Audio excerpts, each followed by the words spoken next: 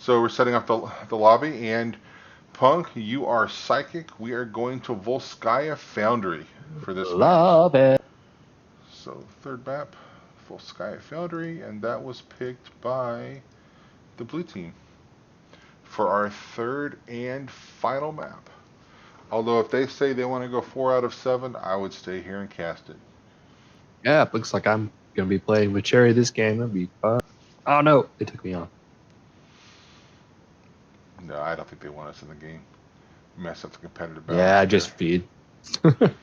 Yeah, nobody wants you to play Chromie. For the other team, that is. Everybody wants you to play Chromie on their team. Although, Mr. Potato Head is rocking it pretty hard. I don't think you could step in and say, that's my Chromie. I think he might have Oh something to no, say yeah, about he's that. on it. He's doing.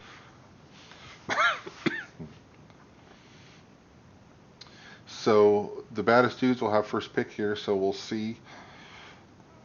Do we get rid of Oriole? Do they try and take Oriole away? Do they not care about the Oriole? And do they try and go Deathwing? And does Kael'thas finally get in the mix, or is he going to stay on the bench? Hate that guy. Just gonna point out that my wife just brought me a wonderful pork chop. Dang. Nom, nom. No, I want pork chops. No, fry it in butter, man. That's the way. Yeah, I'd like to call out Wraithling for breaking the stream. Thank you. Don't look behind the curtain. You So, won't like what you see. so teams are ready. They are starting. So everybody got their fur Russian hats. We are going to Volskaya Foundry, and let's get into that beautiful draft. Yeah, my favorite part about this map is it's all about team fights. And they're long, extended team fights. They never just go up and explode. It's usually a 30-second, minute long objective.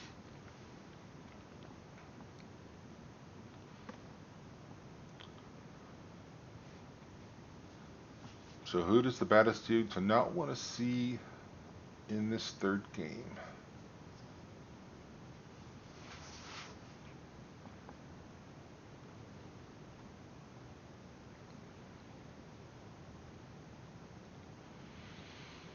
Thinking about it, talking it over.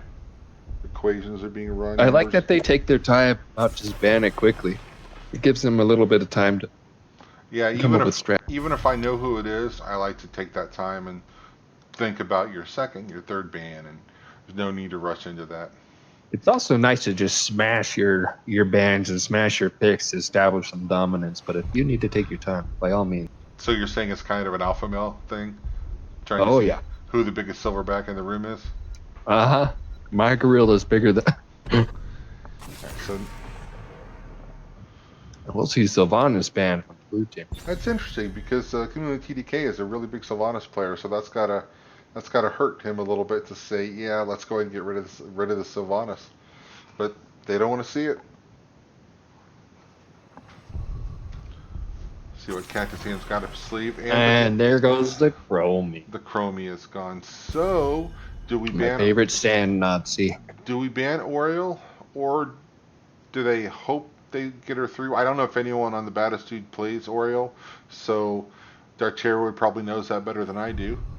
So I'll trust And his I am judgment here. surprised that we have not seen Deathwing.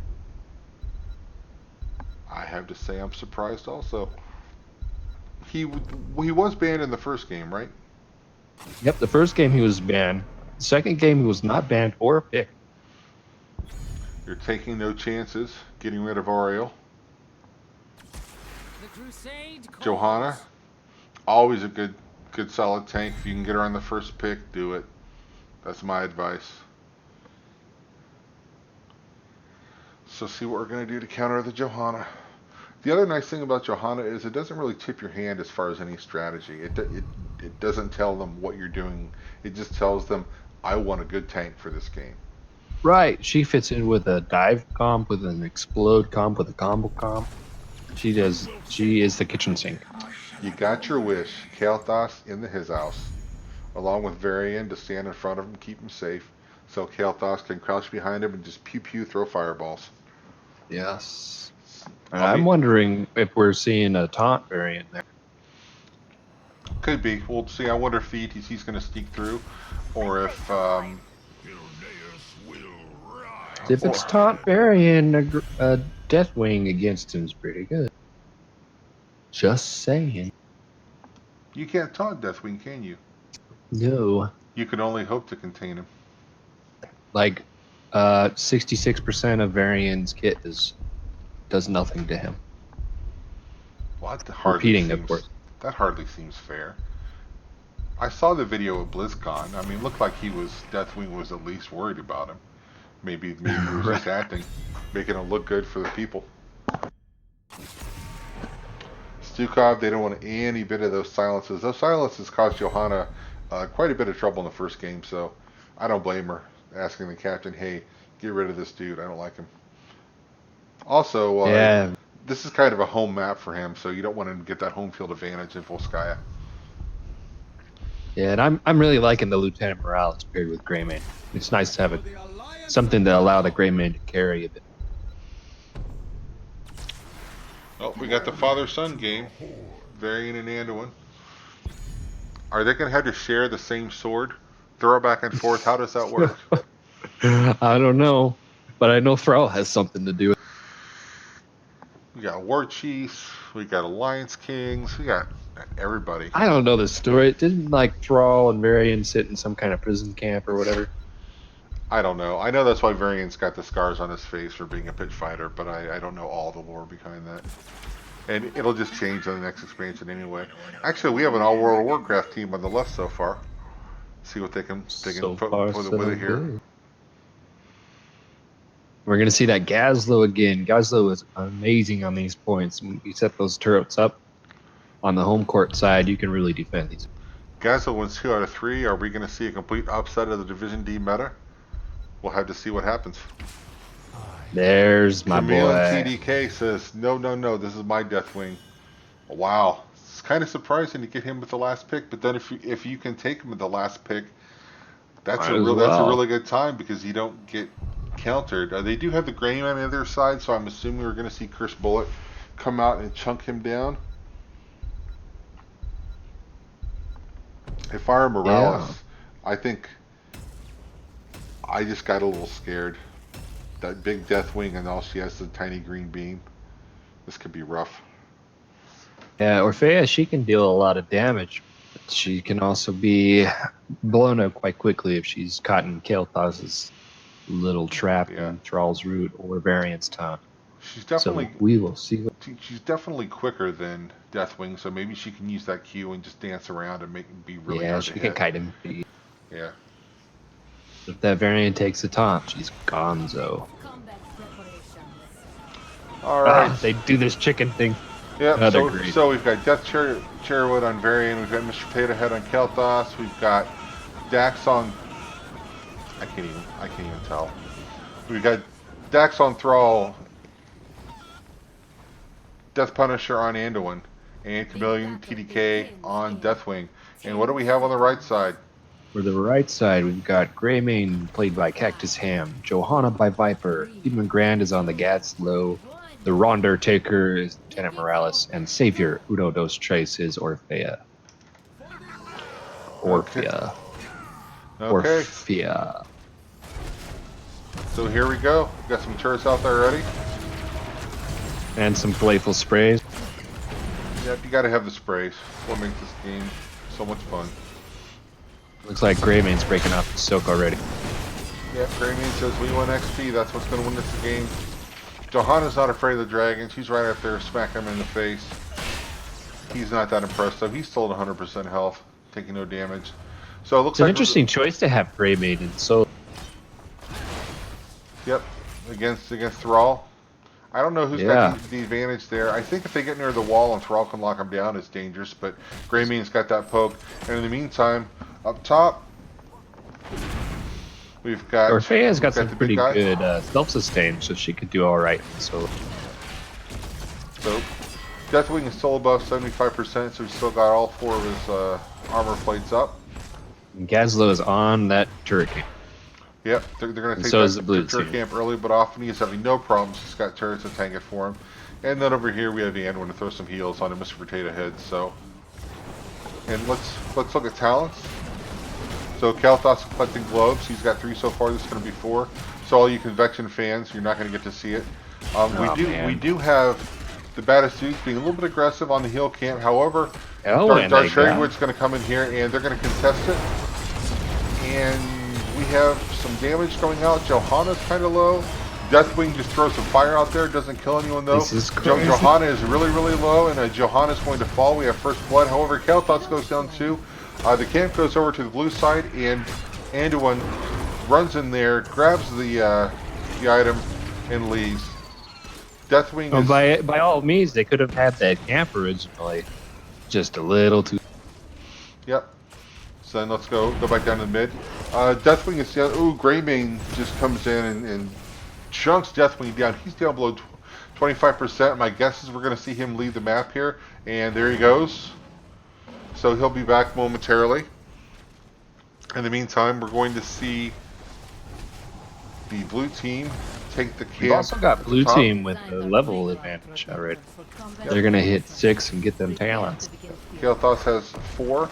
Thrall and Echo of Elements, he's really stacking well in that. He's got 14 so far. So once he gets 6 more, he's going to have the extra Q. However, he's not going to be able to use it for a while because he's dead. It's hard to Q when you're dead. That's what my mom always told me. It's also rough to have a death in the solo lane.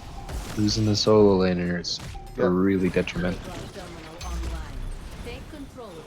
So we have about a half a level lead by waiting on Cherry. So they're going to get 7 before. That might be important for this fight. Gaslow's turning this into Turretville. Deathwing comes in and trying to do some damage. They're getting huge camp advantage at top as well. Yep. Oh, and Deathwing is Greymane is just roasting Deathwing, but he is really low, and he's going to have to get out.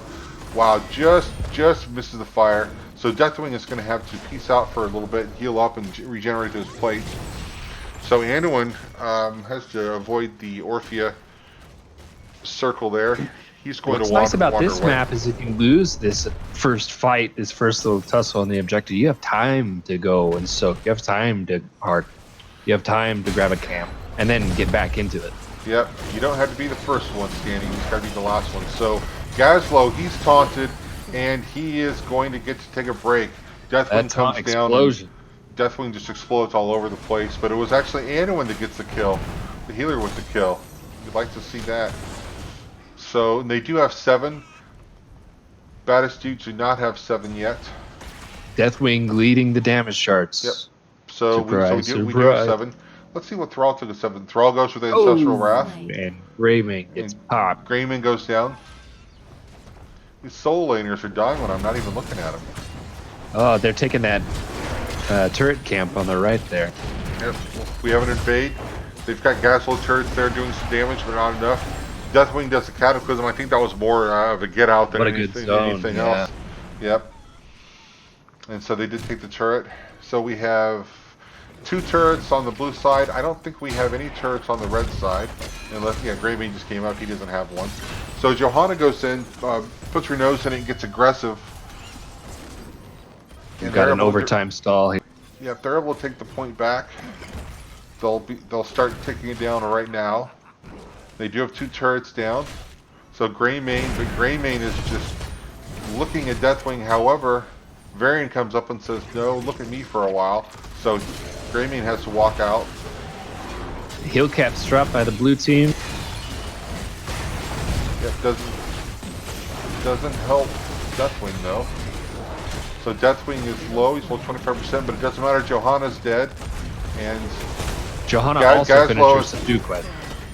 Deathwing with a long distance kill onto Gaslow. He falls, but then Greymane falls. So at the end of all that, we have a 4v2 in the favor of the blue team. The robot. And we have a robot. And waiting on Cherry is dangerously close to 10. They're going to get it any moment. In fact, they do it right there. So with 10, we're looking at Burn Beneath My Shadow by Deathwing, Sundering with, and the rest have been unpicked. So we're probably going to try and look at this fountain up here primarily. That's probably the most important thing you can do with this first protector is just set up for the second one. And it's getting I'm chunked surprised down. it's taking Cherry so long to pick their ultimates here. There's still 3 of them that haven't picked. And there's Shield Wall with Variant.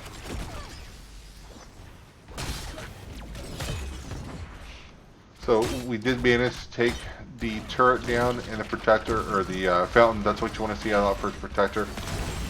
So they're not done. They're looking for a little more damage. They shut down the turret. They're looking to take the second turret. I don't know that they're going to get it. The protector's really low. It's done in 4 seconds regardless, so. Looks like Kel'Thas and Anduin still haven't taken their ultimate. Oh, we have the taunt on Greymane. Then we have the Sunder. And then we have Greymane about to take a break. Kel'Thas don't need no ultimate to take down the Greymane. Nope, certainly doesn't. Let's see where he is on his quest. He's a 16. Once he gets to 20, he has that big shield. That's going to be a lot of protection against the burst from Greymane or Orphea. All right, you'd be surprised to see this, but Gazlo is at the top of the damage charts. He's outing Thrall, Kel'Thas, Deathwing, and the Greymane. That he is. That he is. We still don't have any level 10s picked up from Anduin and Kel'Thas. Greymane picked up Cursed Bullet. Johanna's got Blessed Shield. We're going to see a Gravel Bomb, a Stim Drone, and an Eternal Feast from Orphea. So waiting on Cherry takes their turret. And okay, Kel'Thas Greymane has his turret. We got Pyroblast. All right, so he's looking to blow somebody up. It's nice if you can catch somebody out, or you'd have to find the Lieutenant Morales on the cooldown. Yep, and Kel'Thas just finished his quest, so he has a shield. And he's going to get more mana every time he gets the globe.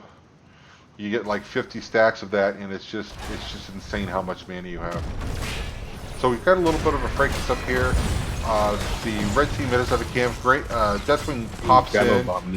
Yep, and they're going to take care of that camp in fairly short order. So that threat is neutralized. And we have a 4v4 up here. Down in the mid, Thrall is going down looking for Greymane. Let's check that out for a second. No, they're just going to poke back and forth. I don't think anyone's in any mortal danger. So we'll go back to more interesting mid lane. So we do have 13 talents coming out for waiting on Cherry. The Baddest dudes still have a full level to go. So they'd really like to get that 13 before Control Point B becomes active. So I think they might have a chance to get it. So in the meantime, waiting on Cherry, just playing the map. Kel'Thas takes that camp up top. So they've got some pressure up there. Thrall's coming up to join this party. So we have 4. Greymane is still bot. Is Greymane going to get descended upon? He is. Is he going to get taunted? Is that going to cost him his life? It is. Yes. Oh, wow. That was a taunt into a root, into another root, into an earthquake. Finished him off there for some style points. Yeah, that style point sundering there. You gotta love it. So yeah, sundering. So Gazlo is up there. So he's got one turret up there. He doesn't quite have the full turret helm set up. Deathwing tries to take out the turret just out of range. So they'll come up here. They'll make short work of it. So we do have 15-13. They've got to worry about 16s coming online for waiting on Cherry during this fight.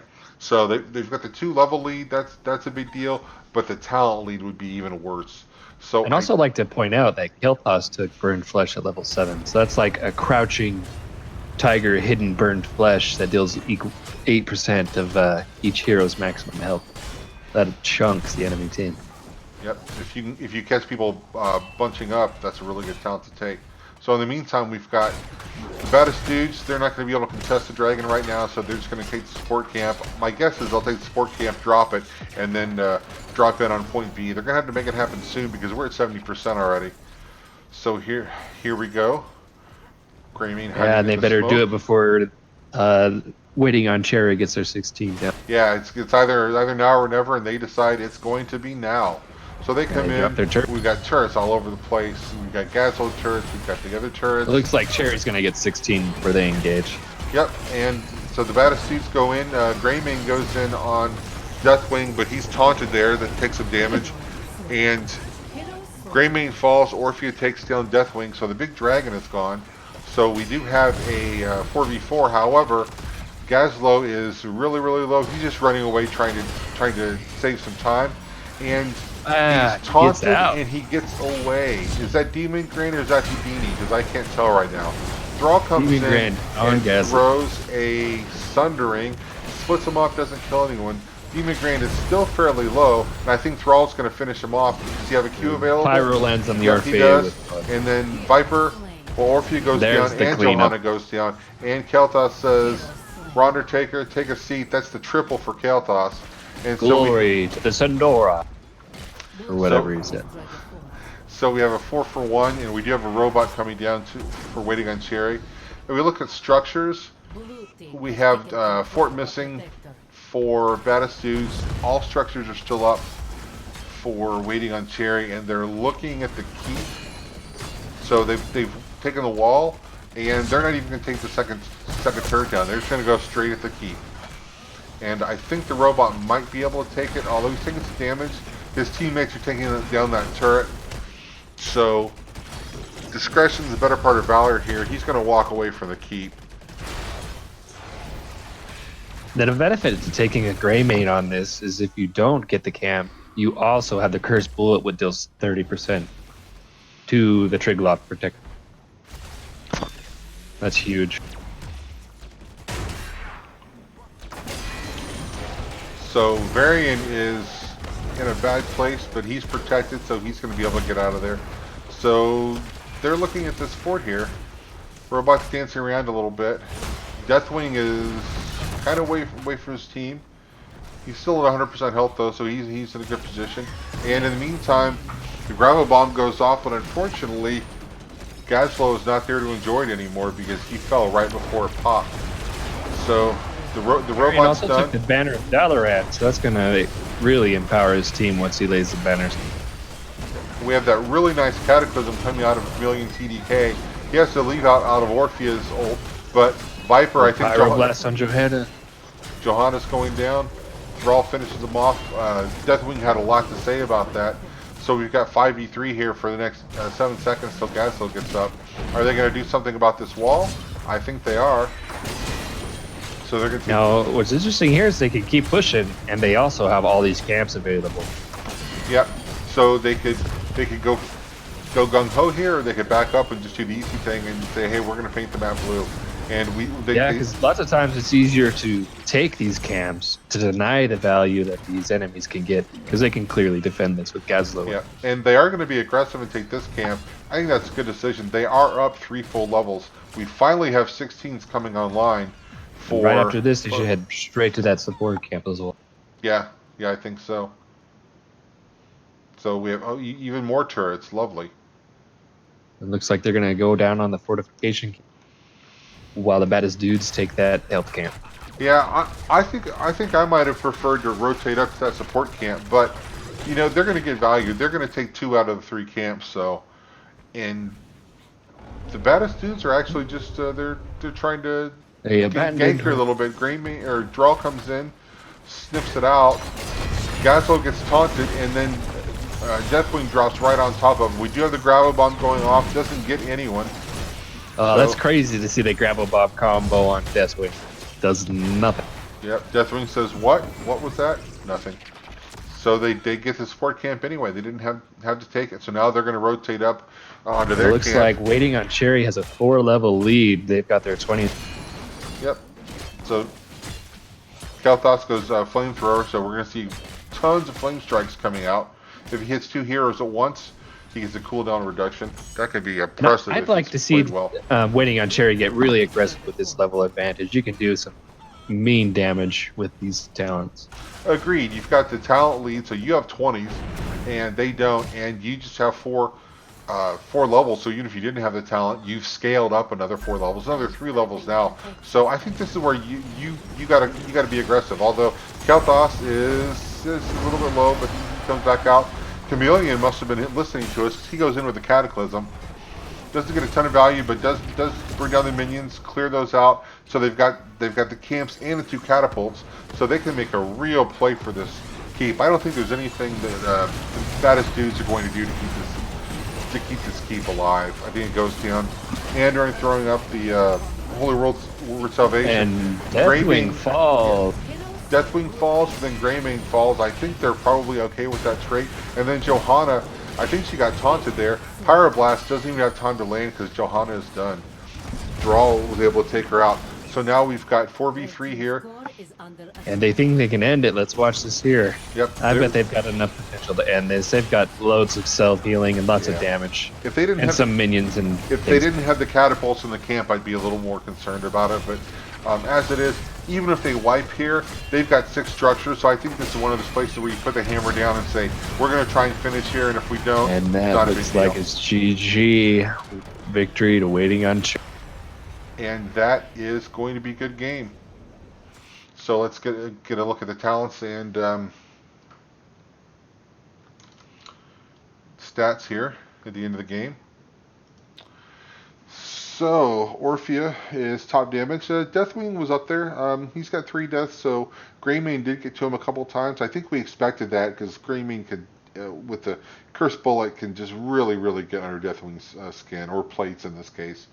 So yeah, you'll see the blue team got 17 kills and the red has 5. There's a lot of lost value in each kill. That's XP that you can't soak, and that's damage that you can't do. Yep, and tops for takedowns are actually Varian and Anduin. So father and son kicking the last tonight. So they got 17 takedowns. Kel'Thas was next with 16. He did have 6 kills, so that looks pretty impressive.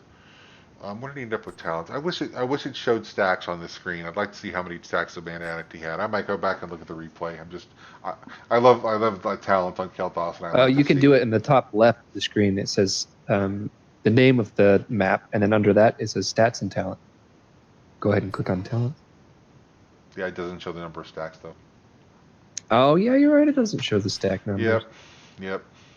That's busted. That needs to be fixed. So Thrall, look at the XP. Thrall was way out there. I mean, everyone had a lot of XP, but he had 14,000. The closest on the red team was Cactus Ham with almost 10,000, and that siege damage. So Thrall wasn't maybe mixing up with the heroes so much, but he was definitely getting the job done and doing what his team needed to, and only went down once. Kel'Thas only going down once with Greymane and Orphea on the other side. That's fairly impressive. So he did a really good job of keeping himself safe. That Mana Addict talent helped. He got the shield a couple times. And anytime you can get any hero with 0 deaths is huge value, because that's like I said, damage done and XP soaked just from. Yep. Okay. So let's go back over to the. To this, and we will tick one more point over to Waiting on Cherry and give them the 2-1 victory. Any final thoughts here before we sign off there, Punk? No, this was a wonderful series. It was great to watch these 2 great teams play against each other. All of them are well-rounded players, and we saw them shine. And it's a bummer that somebody's always got to die, but it's fun to watch these teams grow and rise themselves in these standings. Yep, I think the real winner here is the Twitch viewing public. I think they really got their money's worth tonight. So, anyway, that's going to wrap it up for us. Thanks for listening. Thanks for Waiting on Cherry and the Baddest Twos for putting on a heck of a show for us. And good luck on your games, everyone. Thanks, and have a good night.